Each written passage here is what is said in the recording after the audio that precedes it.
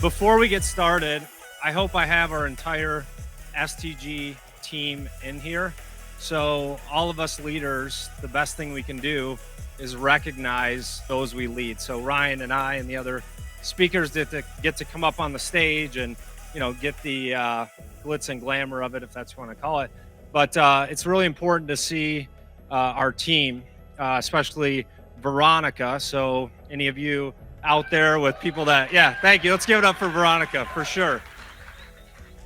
So she is on the receiving end of two visionaries' phone calls for the last 364 days. So, hey, what do you think about this idea? What do you think about that idea? So, everyone at STG, if you guys could just stand up as a team, and for our attendees, we could just recognize them.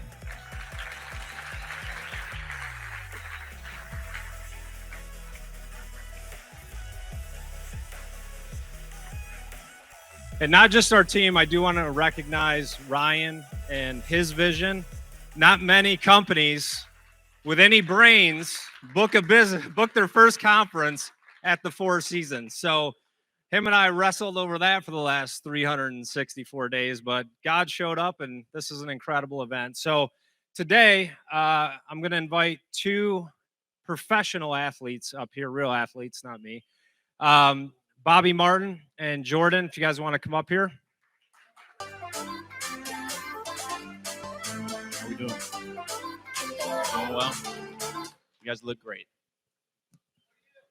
Looking great. So we'll just start with some introductions. We'll start with Bobby first. So Bobby and I met after I sold my second company. It was a technology company.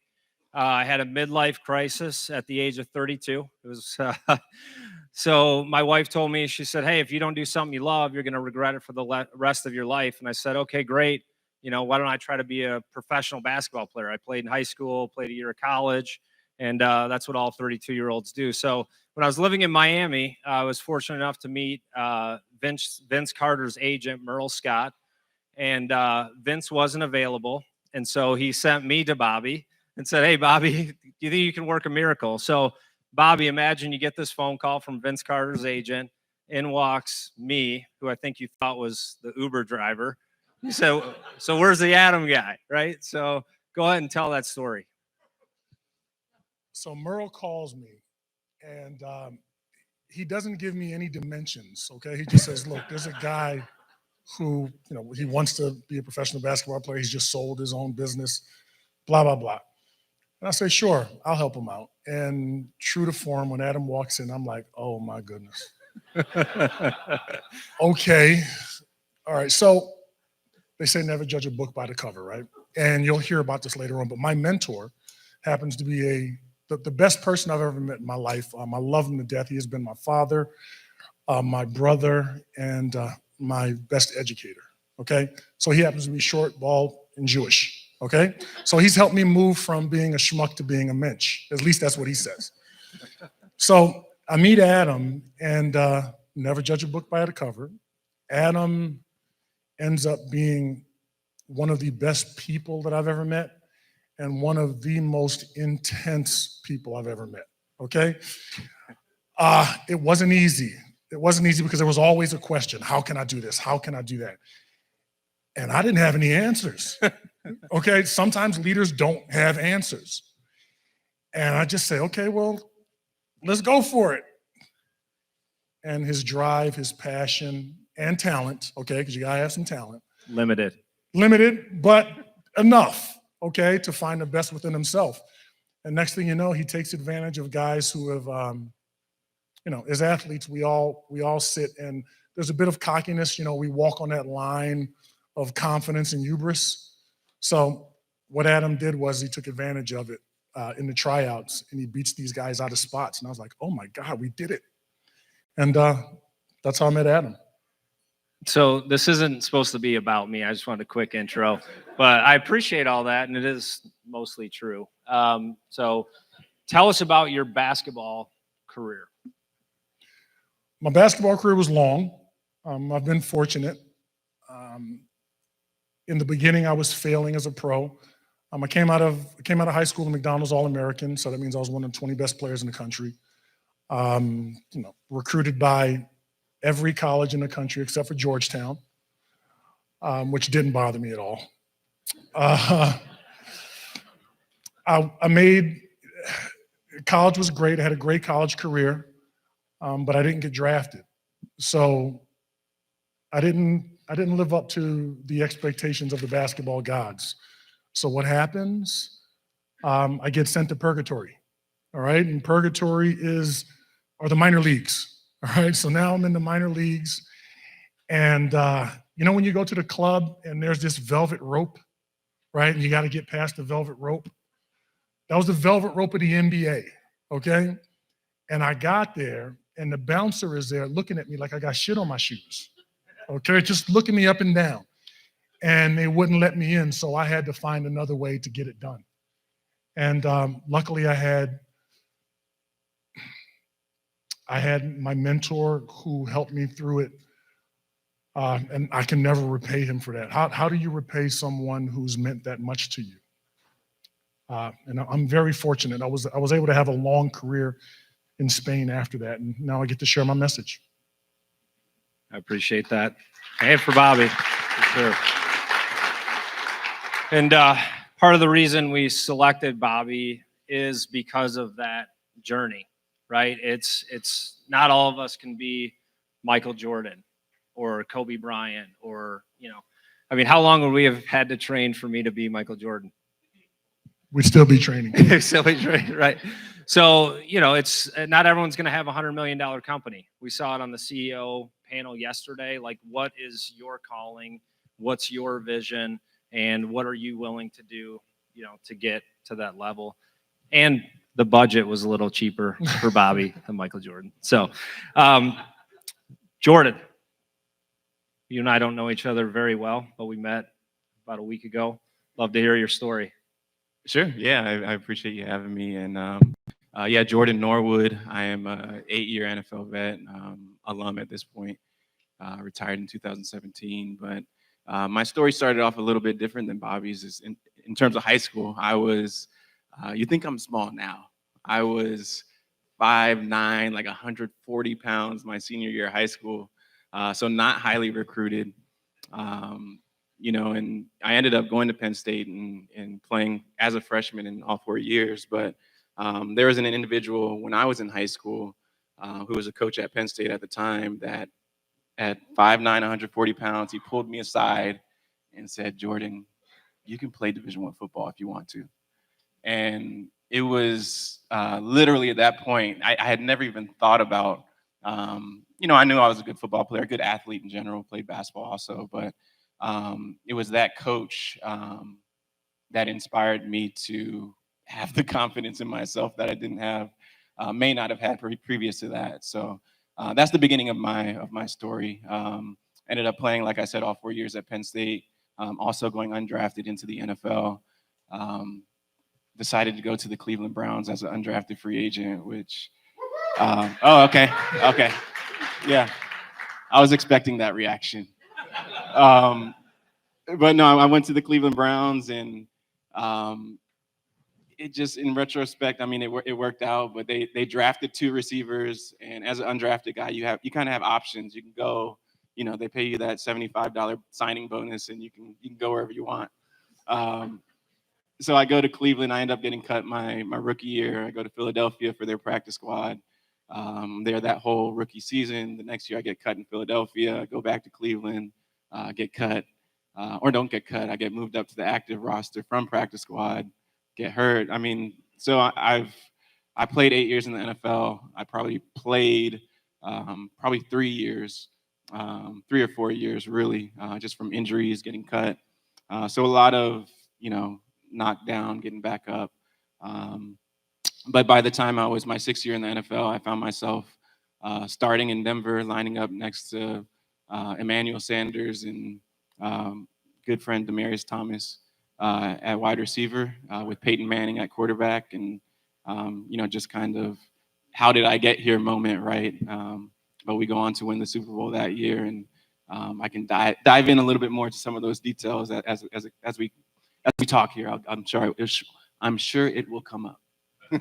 Well, I was gonna say you breezed over Peyton Manning as quarterback, just kind of like I had Starbucks this morning. So Peyton Manning, okay, is a teammate, and I couldn't help but notice the blinding lights in front of me, but also you got something on your hand there that looks really, really expensive.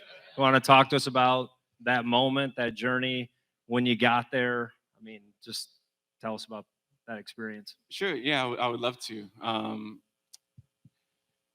I mean, so when I got to Denver and we won the Super Bowl in Denver, the Denver Broncos, we played the All Carolina. right, can we clap for that? This guy has a Super Bowl ring on. Okay, like that does not happen. Thank you. But yeah, I mean, getting to Denver, that was 2014 when I first got to Denver.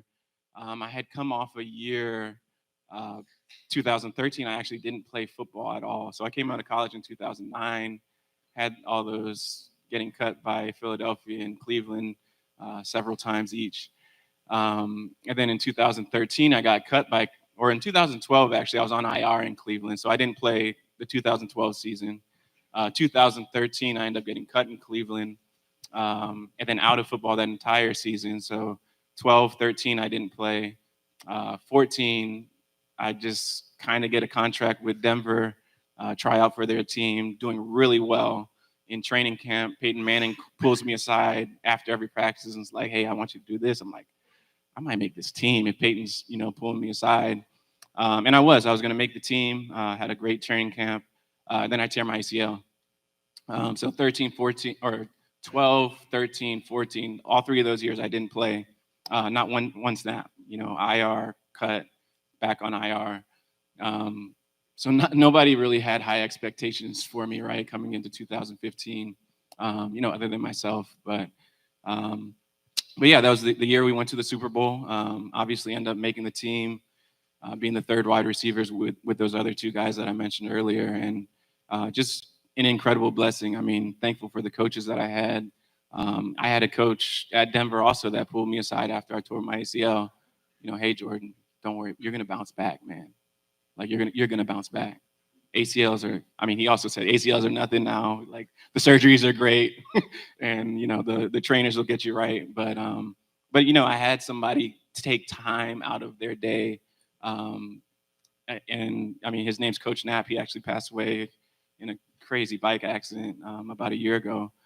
So rest in peace to him also. But he pulled me aside and took the time to say, "Hey, don't worry about it. You're a great player. You're gonna bounce back. Just do what you got to do with the trainers and physical therapists, and you'll be right back where you were." So just great. I mean, as I think back, great coaches that, really encouraged me at the right times. I don't know if your agent is Edward Scissorhands, but that's a lot of cuts. That's all I heard were cuts. Cut.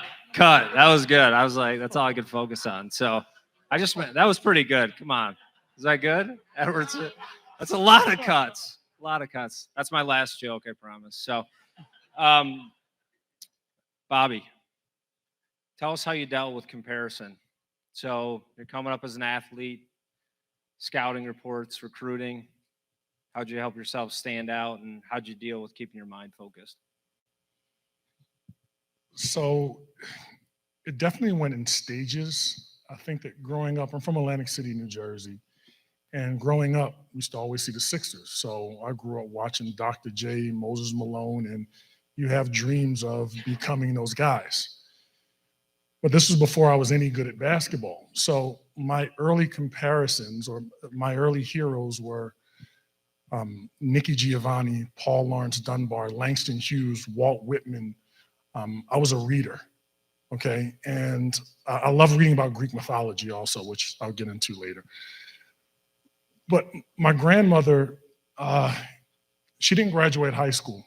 And my mother died right after I turned 1 year old, and I never knew my father. So my grandmother, of course, had me into the books. And because she didn't graduate, she used to always tell me, do not compare yourself to anyone else. You are you. Everyone else is taken. Okay, so you've got to figure out who you're going to be. And I think that helped me. It helped me in the beginning, but as I got a little bit older, I didn't exhibit the passion that everybody else said I was supposed to have. I just knew that I'm not playing for a coach. This is me. This is my dream. And when I'm playing bad, nobody can console me. And the girlfriends that I had knew it. I said, look, before there was basketball, before there was you, there was basketball. So I'm gonna do this. No, I'm not going there. And it's just something you learn to accept. Everyone else has so many expectations of you that if you don't meet your own expectations, then you're out of luck. You're not gonna go very far. So I set my own expectations with the help of my mentors. And how have you used that same mindset and discipline after your career? I try. I'm not always successful with it because I'm moving into new territory. So when you're moving into new territory, it means I need to grow more. And growth is uncomfortable. Again, I go back to my mentor. What he asked me was, what's your growth plan? It's funny. He introduced me to Ayn Rand, okay? And one of my heroes is a fictional hero, but this is, Howard Roark, okay? And I'm reading about Roark and him fighting through his own adversity. You've got all the people around him who want him to be a certain way. I don't know if I'll ever meet the expectations of anybody else. I just know that there's something inside of me that I have to bring out. And it's a continual process every day. And God knows it's hard. It's hard. I'm sitting here in front of you. I don't have clean hands. I don't know anybody that does. They say never meet your heroes. Well, no, it's true. You keep fighting, you keep improving, and that's where I try to stay in that zone. That's good.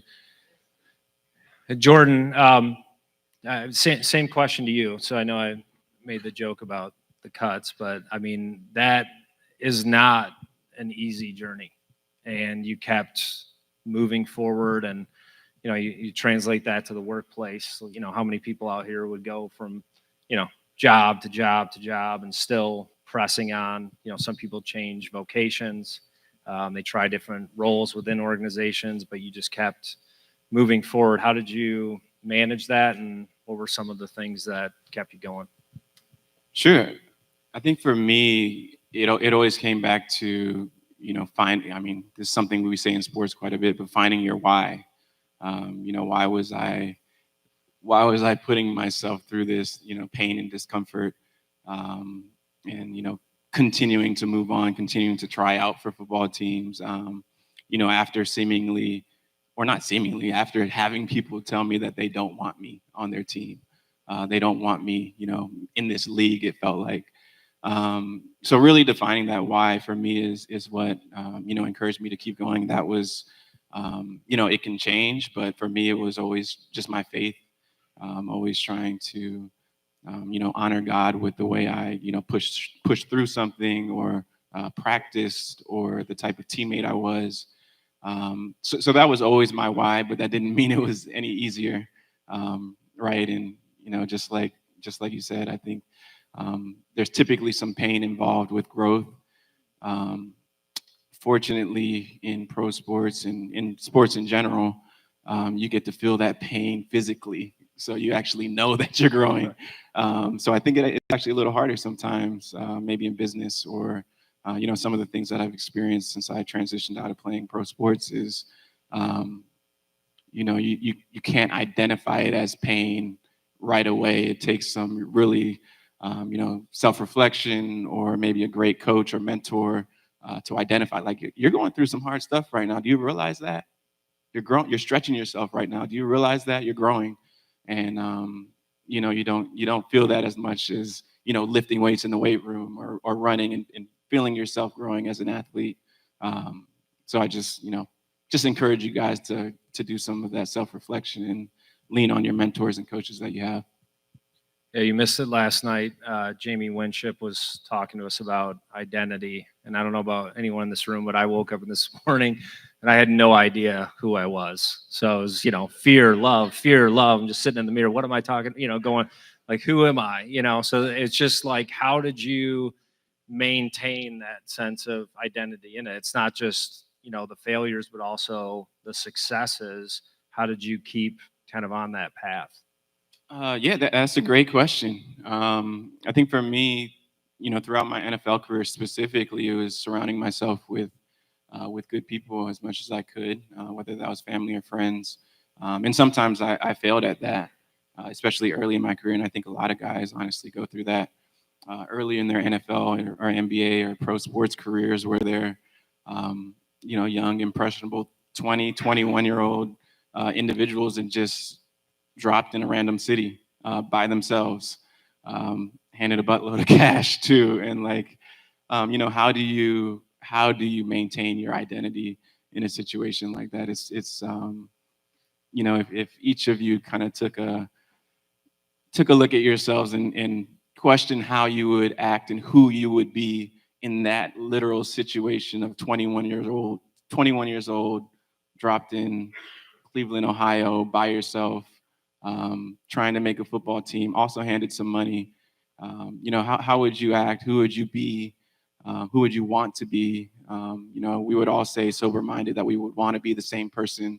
We would want to treat people the same way that we treat them now and all that. But it's there needs to be some grounding there. There needs to be some foundation. You need to know your why and lean on that. Maybe write it down. And it was it's challenging. So being an athlete, competitor, very similar to, business, sales leadership.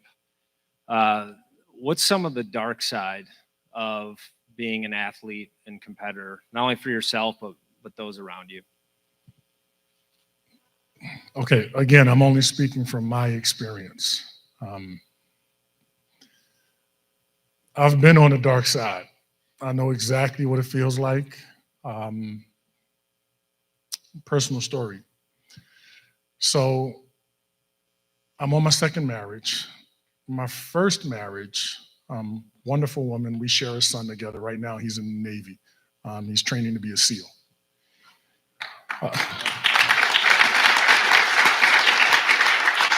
When he sees this tape, he'll know that the applause is for him. Okay. I asked for my divorce. Okay, and you can imagine how that went. It was because I wasn't ready to be married. I fell in love with the idea of being in love. And it crushed my first wife, absolutely crushed her. And sometimes I still pay for it today. All right. Now, we have a great relationship now because we work together to raise a wonderful son. But I wasn't who I needed to be. I was reading a quote by Zig Ziglar, and he said, you have to be before you can do, and do before you can have. And applying that to life, I had to be the person that my first wife needed. Again, passing through the years, look, I've been in the clubs, all right? I've been both saint and sinner. I am both. What I had to learn is how to take control of everything that I am. I couldn't just put it away and deny it. No, this is me. But what I learned as I matured is, I control me. Not my feelings, okay?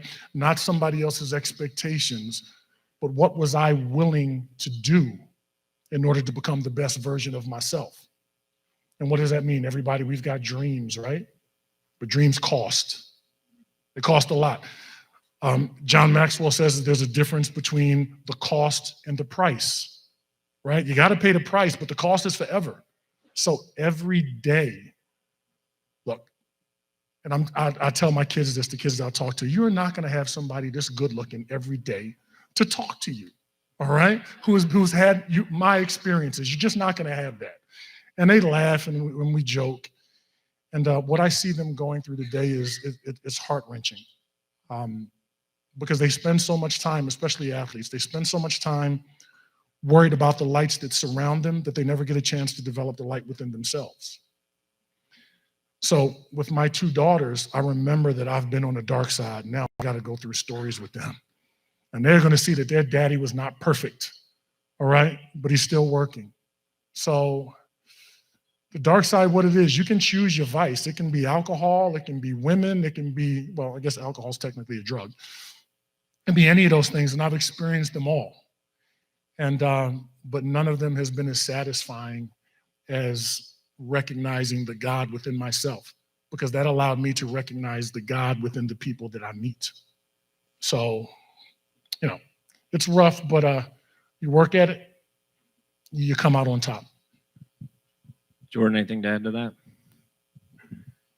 Yeah, I think, one thing that you mentioned I love is just counting the cost is so important of no matter what you're doing. But as far as, some of the darker moments that I've either personally experienced or, let's just stick with my personal experience. It's kind of this notion that, I wanted so badly to make a football team first and foremost, to be a contributor on the football team. And it comes with this counting the cost conversation is, what is the cost there? Because these things come with a certain platform, usually a platform of praise, right? When you win a Super Bowl, you guys, you don't know who I am, but you clap for me because I have the Super Bowl ring on, and that's why part of why I got invited here. So it comes with this platform. Literally, I'm on one. And at the same time, especially in pro sports, if you don't perform well, then it's a great platform for people to, throw the tomatoes at you too. And that can cause some seriously dark times to come home from a bad game and have 12 and 13-year-olds just going in on you on Twitter is actually it's kind of difficult because you don't know how old they are, and they won't come meet you at the the gas station to talk about it. So, but I'm still getting over some things. But seriously, it can cause and has caused for me sometimes when I question who I am, sometimes when I question my why am I still doing this? And it comes back to the foundation and the good people that I've had around me. My wife late in my career that I met in Denver, and we got married, and her as my support system, and my parents and friends. So that support system for me was so important. People that could point me back in the right direction, point me back to God in my situation. It's just an intangible benefit to have.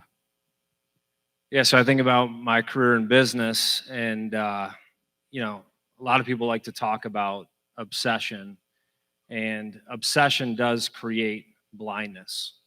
And you can not only bring destruction to yourself, but also those people around you. And so we look at leaders and athletes and see all the success that they've had, but we've talked about the cost. Everything you do, there's a reaction and an action. There's an impact to the decisions that you make. I remember in 2010, when I was just about to sell my technology company, I was in New York City, and Bill Joel, who's been my best teammate, joined us here at STG for the last 13 years. We're now on our third venture together, but every leader needs a great teammate. And Bill's that kind of guy, just kind of goes with whatever needs to be done. But when the right thing needs to be said and spoken into my life, I pay attention. And so in 2010, we just closed a deal with the USGA to do mobile scoring for the upcoming USGA event. And I got a phone call, walked out of the meeting. It was a voicemail. And my dad was, an alcoholic, and his wife, third or fourth, was paralyzed from the neck down in an accident. And so for 8 years, he took care of her. I won't get into that story now, but got the phone call, and I just assumed, the nurse said, "Oh, your dad fell in the driveway. So I'm like, oh, great. Dad's drunk. He's in the driveway, fell down. And, we go to our next meeting. She calls again. I call back and she's like, Adam, I just want to let you know, your dad just died of a heart attack. And I was like, okay, thanks. And then went and sat down for lunch with Bill and our chief technology officer. And, I was like, yeah, hey, my dad just died. What'd you guys order for lunch? And I'm not like the easiest guy to say like, hey, Adam, maybe you need to wake up. Like, something's wrong here. And so they're just, sitting there looking at me and I'm like, yeah, how's everything going? And went and ended up closing 2 more deals. And then I walk out of the meeting and I'm standing in the middle of Times Square and Bill finally looks at me and he said, Adam, your dad died. You need to go home. And I was like, oh my gosh. Okay. So, the point of that story is that obsession can create blindness and it can hurt the people around you. I mean, you can be so focused. I was so in the zone and ready to, close deals and grow this business. And, wasn't even aware of, what was really going on around me. So it's just it's that struggle that we all go through of, striving and growing, but then also understanding the cost and the impact of, the people around you. So the other thing I want to talk about with you is how did you overcome your fears? Okay, so I'm still a little confused about this because, again, I grew up in Atlantic City. I think that fear is necessary. It's my own personal opinion because if you don't understand what malevolence is, then you're going to be taken advantage by it. This world is, it's not the dream that we would like it to be. There are realities to it, and we have to recognize them. In sports, I mean, yeah, we say, there is no fear, but you know what fear I had? I think it was healthy because I was afraid that I wouldn't give my best. I think teamwork is overrated.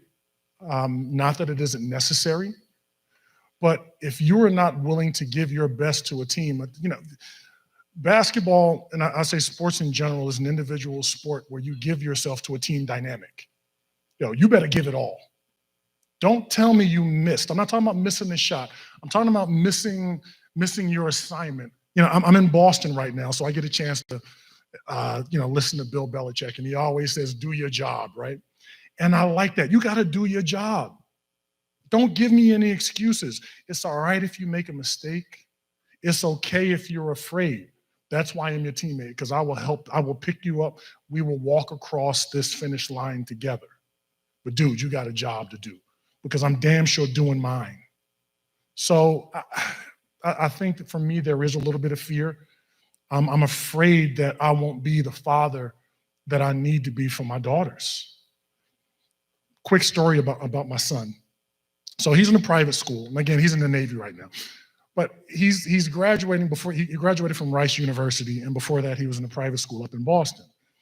And I get an email from his teacher saying that he hasn't turned in an assignment. Now, he's in New Hampshire and I'm in Boston. So I get in the car because I'm heated.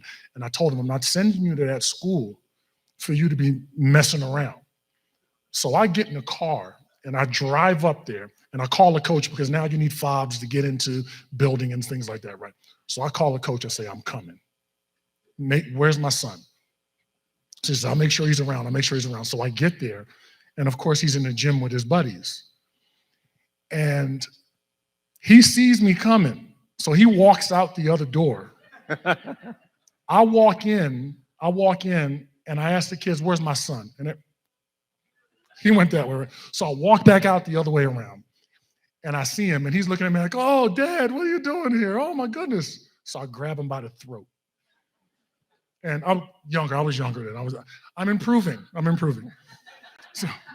So I grab him by the throat, and I'm like, I will bury you.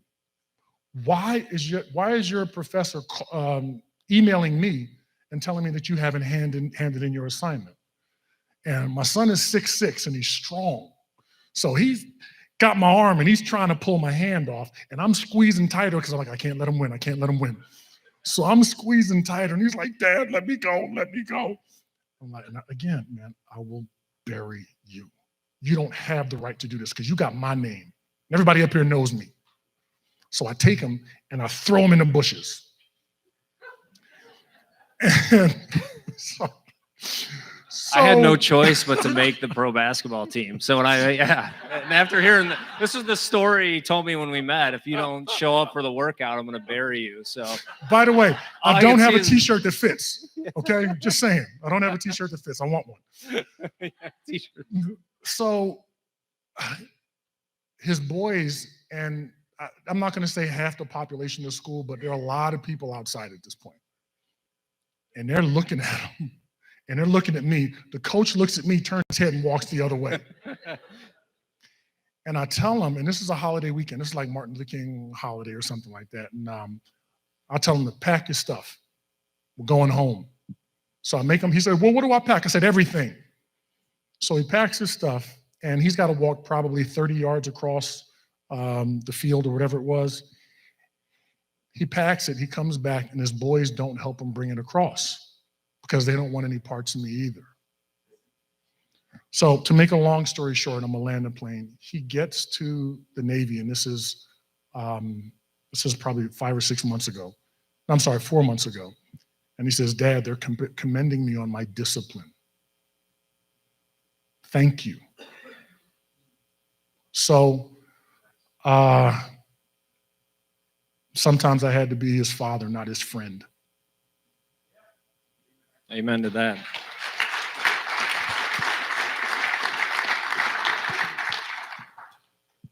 And Dad, on fear. Sure. So I'm scared. I'm scared. I think everyone in the room is Okay. scared. Just got to get that out of the way.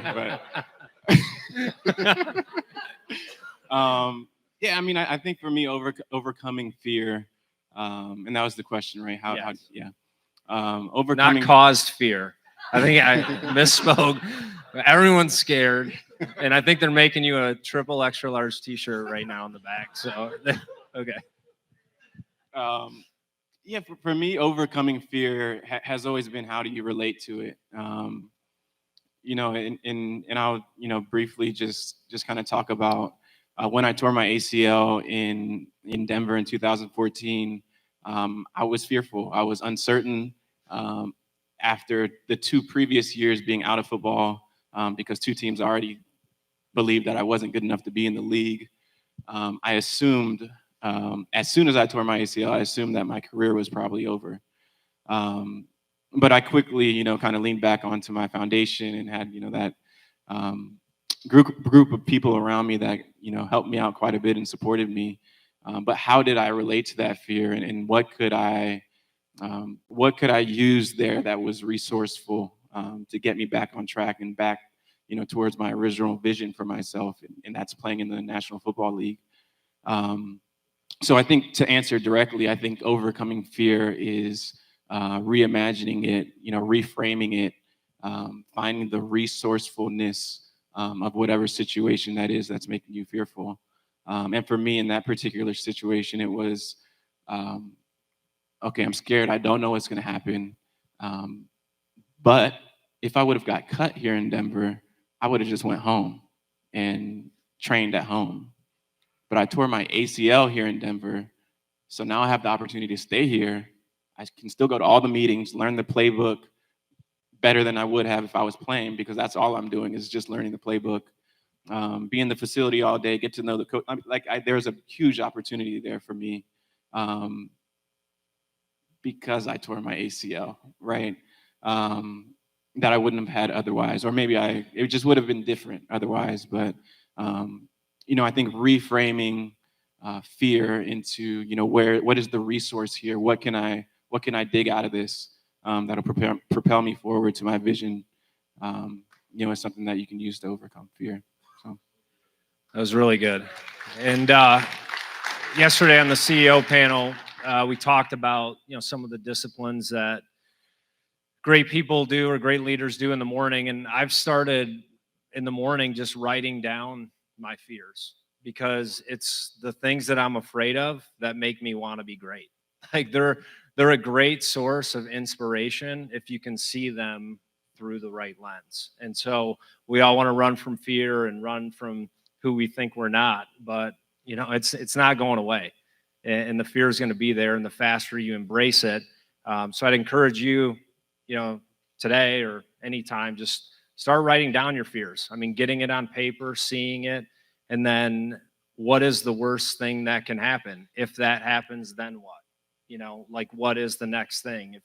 If Jordan would have said, if I get cut, it's then it's over. He just took it as, okay, if I get cut, I'm going to make another team, and then eventually winning a Super Bowl. So if you're not in sports or haven't been an athlete, I mean, what these two guys have accomplished is like one out of hundreds of millions of people that pick up a football or pick up a basketball, and just the perseverance, the character, the integrity, and just the vulnerability that you guys are, sharing with the audience here. I mean, it's impacting me, and hopefully everyone here as well. So, a couple more things is, we talked about teammates a little bit.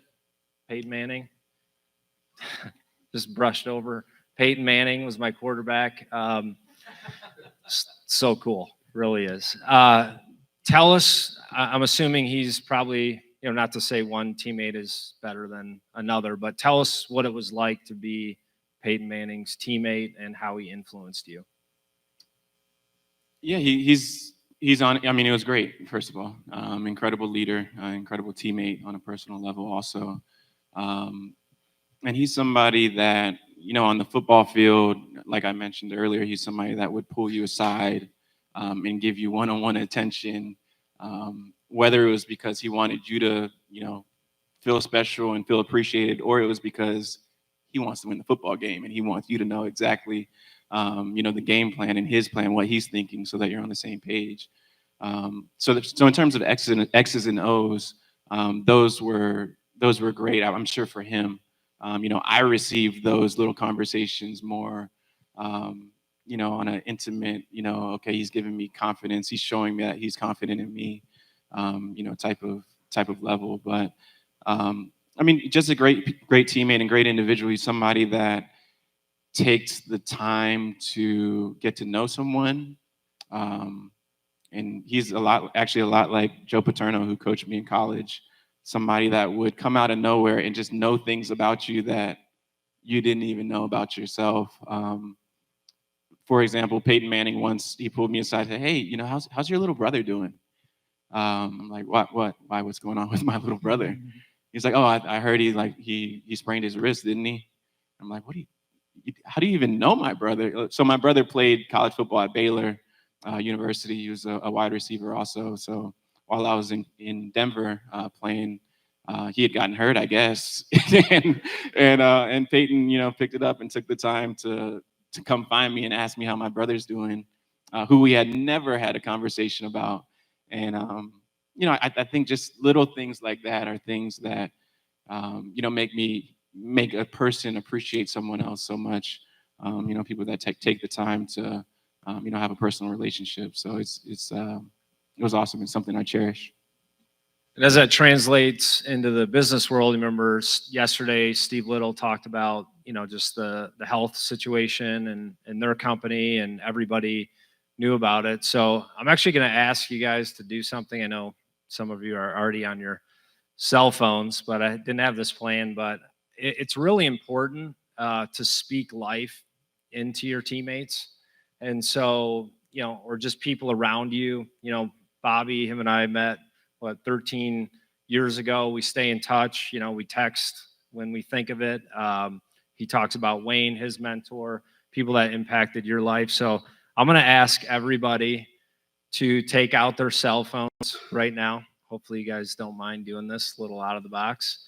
But I'm going to ask you to text an employee, team member, boss, coach, friend, anybody, and just thank them for the impact that they've made in your life. And that's one of the things that's helped shape my career is relationships, staying in touch with people, honoring people, respecting those around me. From my very first job at Rocket Mortgage, Dan Gilbert, maybe 100 employees at the time. Stayed in touch with him. He still responds to my emails. Wayne Huizinga, just different mentors, relationships, staying in touch with them. So I appreciate you guys doing that because this is a team sport. Business is a sport, and there's a winner and a loser. And being the biggest company or doing the most revenue doesn't necessarily make you the winner. And so Jordan talked about his why, right? And once you know your why, then you can define your win.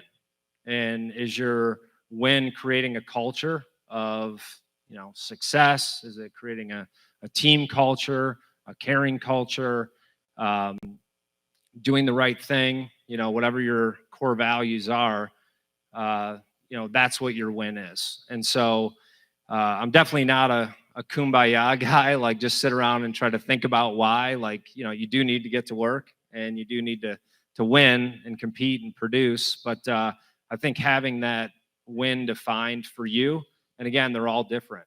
Everybody's win is different. It's being the best father, being the best friend, best husband, spouse. It's important to know your why and what that win is. So, talking about coaches, I heard another name that you brushed over very conveniently that you played for at Penn State. Can you tell us about that coach? Sure. So I played 4 years of Penn State football for Joe Paterno.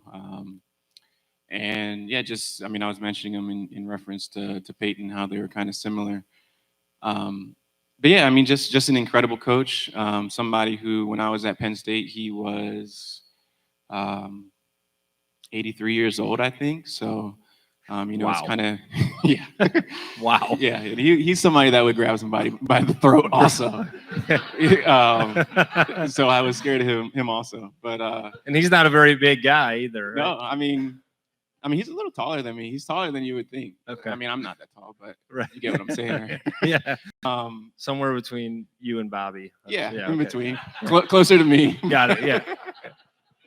But no, I think it was just amazing that Joe, at 83 years old, not only that, he had a football career, as a college athlete, a student athlete at Brown University, but he wasn't an all-star, all of those things. And it's interesting to me, and always has been, that somebody that, can't get out there on the field and show you, though Joe Paterno would try to do that every day, that can't get out there on the field and show you, kind of mirror verbatim what you should do or what you should say, how you should run a pass route or something, how well they can coach somebody. And I was always amazed by Joe, and also cherished that time at Penn State. But yeah, I think he was a great coach. One of the best I ever played for and had the chance to be coached by. So why do great athletes need coaches? It's a great question, because they definitely need them. Everybody needs to. I think part of it is remembering the basics. So why does Peyton Manning, or any NFL player for that matter, why, when you get to that level, the highest level, in your industry, do you still need somebody to tell you what to do, remind you of the basics, all of those things? And I think a big part of it, especially in football and in business, is that this is a team sport. I can't just go out there and do what I do without a coach, putting me in the right position, because he also knows what this guy over here is doing, and he knows that we're going to meet at some point, and get the team all on the same page. So I think the team aspect is very important. And that's what coaches do. They manage teams, and they make sure that the foundational basic skill sets are there. Anything, Dan? I've found over the years that my best coaches, it wasn't necessarily the technique and the physical things that I was doing, but it was my mental approach to what needed to be accomplished. I think coaches, their first job is to keep you in the present, right? Because as athletes, what are we doing? We are, as regular people, we're always thinking about the past or what could happen in the future. And a coach is a leader, and that leader has to help you define reality. Because I'm thinking one way, he's thinking another, and not depend on him to give me clarity. I heard that word earlier today. And I get a lot of parents who come to me asking me to train their kids and help them with their confidence. And, most of the time their kids have, they just shot 1 for 17. They don't lack confidence. What they lack is clarity. Okay, you don't have 17 shots. Okay, you've got 4 at most, 5 if you're on fire. Okay, because you got a team out there to play with. So we need clarity as athletes because we are anything but realistic. Okay, it's like that. I don't know how many of you watch Dumb and Dumber. Okay, with Jim Carrey. Okay, and you remember the part where he's talking to the girl and he's like, well, what are my chances of getting a date with you, right? 1 in 100, and she goes 1 in a million. He's like, so there's a chance, right? That's the way we think. That's what we do. And if we don't have someone to rein us back in, we can go off the rails really quickly. I love the Dumb and Dumber quote. I wasn't expecting that. That was awesome. So Bobby, what are you doing now? What's kind of for you after basketball? My first job, my most important job, is to be a great father and husband. Thank you. With that, my first responsibility is become the best me possible. And look, if I was in college and you asked me who I was, I would say it depends on what drink I was on. Okay. So I don't know if I ever get to know myself. I think that's a journey that you have to take throughout a lifetime. And at the end, that's when you add up the tally, right? But right now, what I'm doing is I get a chance to, I still coach athletes, but my coaching is now more, not toward the technique side, but more of the mental and emotional processes that it takes to actually find the best in yourself. Again, I'm looking at AAU basketball, okay? And I'm looking at the next highlight tape. What I'm doing is I'm trying to rein the kids back in so I can help them discover who they are. It's not about the cameras, okay? It's about the insight that they have to know that everything they need, they have within. I just try to help them develop it.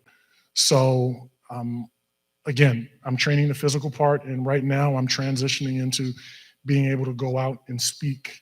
Adam, you mentioned speaking life into something. Well, again, this is part of being a coach, right? There was a guy, Johann von Goethe, right? He's a German philosopher. And he said, I hope somebody looks at you with the eyes where they see you. But actually, no, it goes, when you look at a person the way they are, everything gets worse. But look at them as if they were what they could be, and they become what they should be. This is our responsibility. It's my responsibility. Every day I wake up, and we had shared the biblical quote the other day. I like Isaiah 55:11, right? Así sea la palabra que sale de mi boca, right? The words that come out of my mouth, okay? Que no volverá a mí vacía, right? That they will not come back to me empty. So what am I going to do? I'm going to take my word, I'm going to place it into somebody else so that they prosper, okay? That's how we give back. We have to help them prosper. And as I help them prosper, I get better. That's what I do. So I want to share. I want to share with these young children out here and help them realize that they're better than they ever dreamed they could be. It's awesome. And seriously, and I just want to speak some life into you. So you helped me accomplish my dream. And I know you're going to help thousands of other people accomplish theirs. And you're a great father, a great friend, and a great teammate. And it's an honor to have you up here. Appreciate it. Thank you.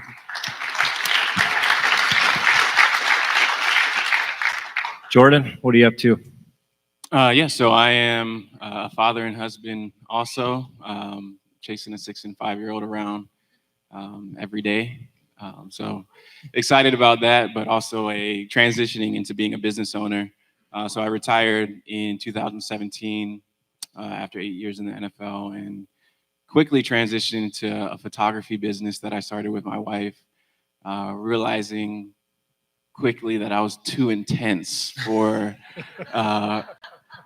photography with my wife. That was a hey, let's shoot this wedding. Hey babe, you have the shot list clipped to your belt buckle? Do you have 30 batteries charged in your back pocket? Like, are you ready? So just a little too intense for my wife on that one, but but we do still. I've learned from that. I have learned, and we work pretty well together now. But also own a business, a blockchain business that I started a year ago.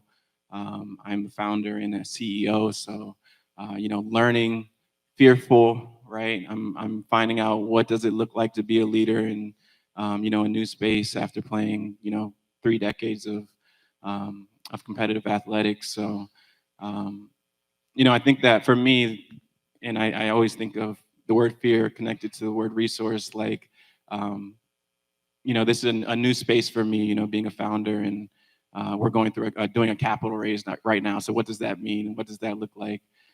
It comes with, for me, it comes with this, curiosity that you just can never stop having, especially when you're fearful. That should open up some space for curiosity.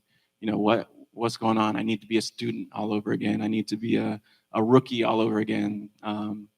Just not relating to the situation as fear or anything like that has been useful. And I'm learning what it looks like to be a business owner and a founder and CEO and leading men and women in our company. Well, thank you both. This was super powerful. Can I say one more thing? Is it violent? No, it's not violent. It's not Can I violent. say no? I don't. It's not violent. Just talk, bro. I'm not gonna tell you no. Just talk. No, it's really quick. I'm not sure how many of you out here have children, but I want to say this: words are important. The way we speak to our children is extremely important. I don't always say the right things, but I say it with the right intent, and I'm working on being better at it. But one of the definitions that I give to my daughters and my son, who I taught, is that the definition of sacrifice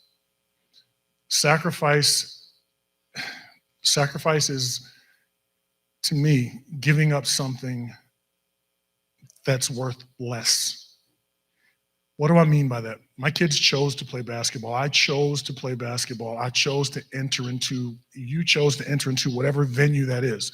Because you have to get up in the morning is not a sacrifice. Because you have to work your ass off just to make ends meet is not a sacrifice. This is the road we chose. Okay? So doing this is important to us because we choose it. We have clarity. So sacrifice isn't doing what you're supposed to do. Sacrifice is giving up what you're supposed to do in order to do something that makes no sense. I don't sacrifice. I don't ask anyone to sacrifice for me. Let's just walk together. So please share that message with your children, because they have this nauseating idea that things are supposed to be easier than they believe they should be. Okay? Yeah, that's good. Good. I've got time for some questions. So do we have a microphone we can use for questions? Anyone? Yeah. All right. I'll just walk around. Does anyone have a question for Bobby? Just scaring me. right there. So I just having flashbacks of him and yelling at me in the gym. So does anyone have any questions for Bobby or Jordan? Of course. I'll start here.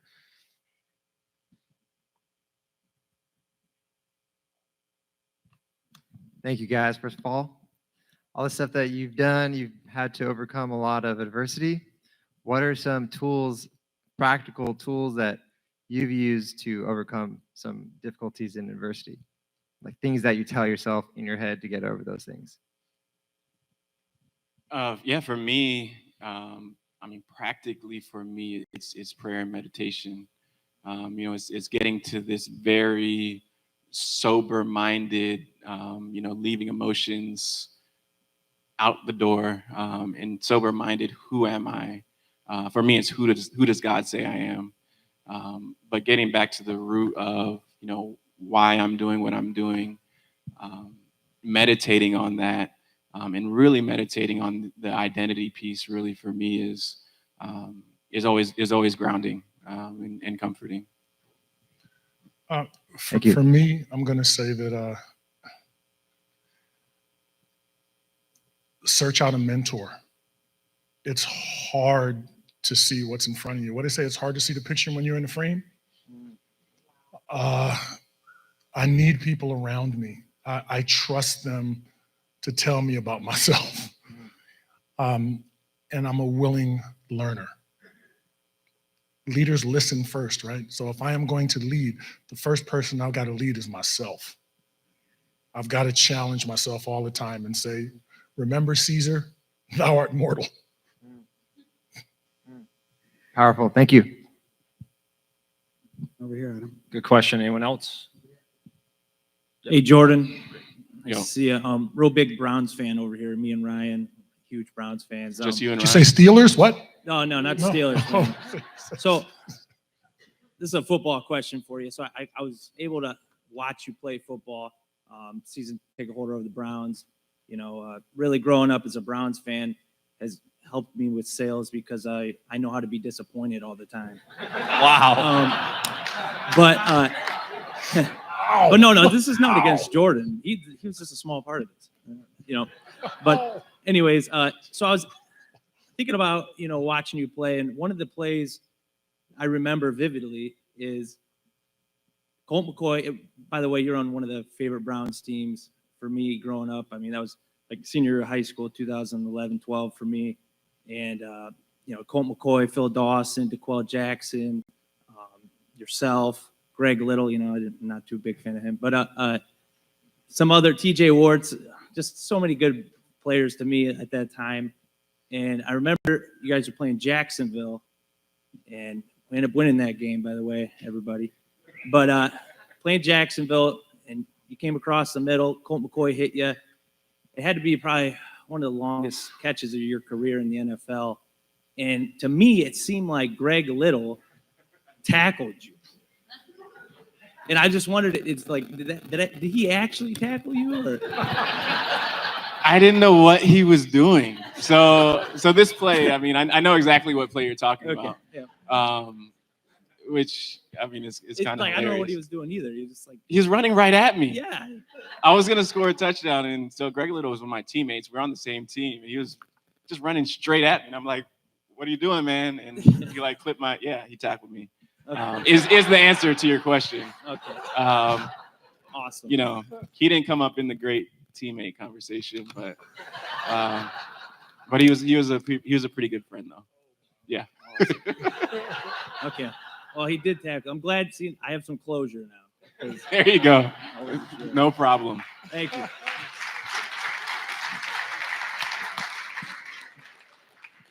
Go ahead. Thank you guys for your time, man. You guys are awesome. I just had a question about mentors. It's something I've thought about a lot.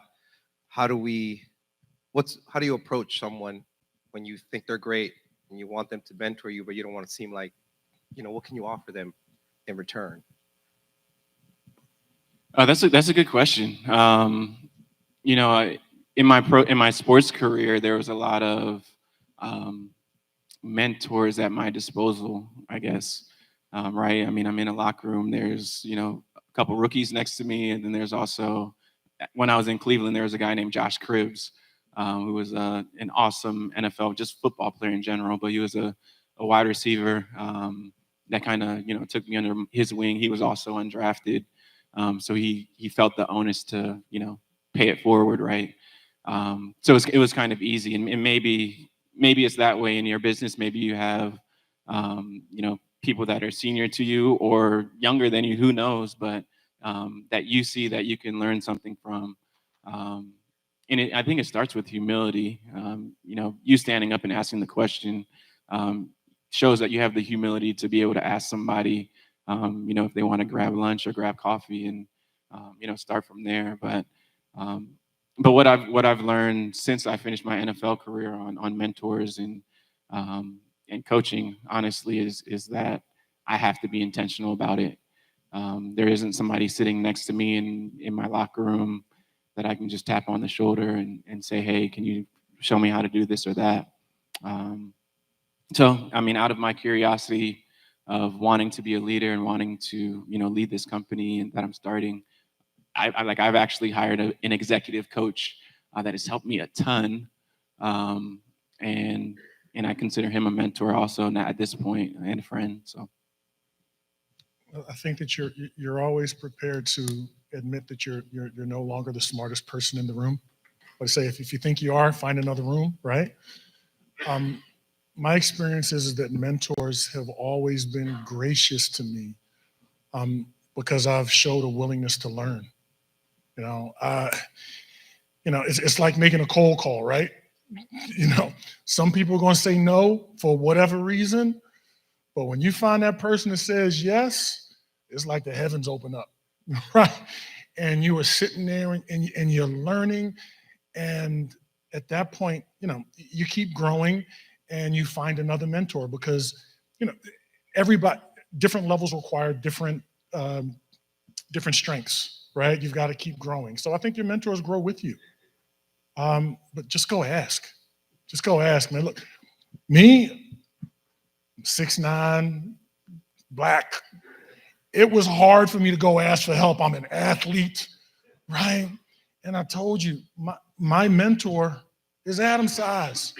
I'm taller and I have better hair. So, okay, he's got better hair. But there's no one in the world that I would want more than the mentor that I have right now. I think Jamie was talking about it last night. Jamie said that, there were so many famous people in the world, but the people that mentored him, his teachers, knew it. They just need everybody else to know it. That's the way I feel. So just go ask, man. You'll be elated with what you find. So just to wrap up here, first of all, thank you both again. If we can give them a round of applause, please. These guys were awesome. And we can learn so much from them, from their perseverance, dedication, vulnerability, some of the things that they've shared with us. But just it's the importance of being in a team environment. Everyone in here, you're on some team in some way, shape, or form, and you're either a coach or being coached. And it's the people around us that really make us great. And no matter how good of an athlete you are, you need a coach. No matter how good of a business person you are, you need a coach. And you just need someone outside of the picture frame, right? That messed me up. If you're in the frame, you can't see the picture. That's pretty good. So that's a t-shirt right there or something. So but just getting that extra set of eyes on it, the accountability that coaching creates. So appreciate everyone's attention today.